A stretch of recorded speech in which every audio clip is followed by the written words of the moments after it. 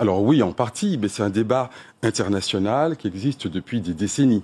Mais il est vrai que j'ai été stupéfait de voir un peu les Français dénoncer les néo-nazis qui veulent aux États-Unis garder des statuts esclavagistes, alors qu'en France, nous avons exactement la même situation, et pendant de longues semaines, on ne disait rien. Est-ce qu'on peut dire exactement la même situation? Est-ce qu'on peut comparer l'histoire des États-Unis avec l'esclavage et l'histoire de la France? Dans les deux cas, vous avez un crime contre l'humanité.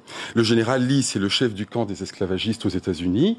Colbert, c'est celui, rappelons-le, qui a en effet préparé le Code noir, qui est un crime, enfin qui a codifié ce crime contre l'humanité. C'est aussi celui qui a fondé la Compagnie des Indes occidentales de sinistre mémoire. Et c'est pour cela que nous disons, voilà une figure véritablement qui ne peut pas être emblématique des valeurs républicaines. Et donc, elle ne peut pas siéger au fronton de tous ces lycées que nous évoquons.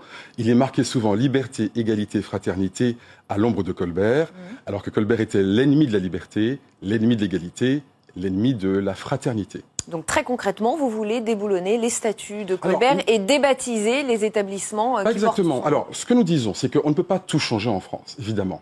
On ne peut pas non plus ne rien changer comme si le problème ne se posait pas. Donc nous disons, essayons de circonscrire les choses. Donc on ne dit pas toute la colonisation, on dit l'esclavage, on ne dit pas toute l'esclavage, on dit Colbert, on dit les lycées Colbert, parce que là vraiment, il y a un enjeu d'éducation et on ne peut pas éduquer la jeunesse française avec des valeurs esclavagistes. Donc vous voyez que nous avons essayé d'être raisonnables, de prendre le problème d'une manière circonscrite, et c'est cela que nous demandons au ministre de l'Éducation nationale. François Dor- Mon Dieu, des mœurs du temps mettons-nous moins en peine, mais faisons un peu grâce à la nature humaine.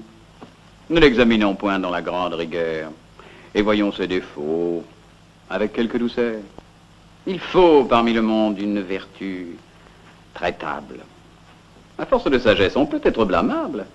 La parfaite raison fuit toute extrémité, mais veut que l'on soit sage avec sobriété. Cette grande raideur des vertus des vieux âges heurte trop notre siècle et les communs usages. Elle veut aux mortels trop de perfection. Il faut fléchir au temps, sans obstination. Mais c'est une folie à nulle autre seconde de vouloir se mêler de corriger le monde. J'observe, comme vous, sans chose, tous les jours, qui pourrait mieux aller prenant un autre cours. Mais, quoiqu'à chaque pas je puisse voir paraître, en courroux, comme vous, on ne me voit point être. Je prends tout doucement les hommes comme ils sont.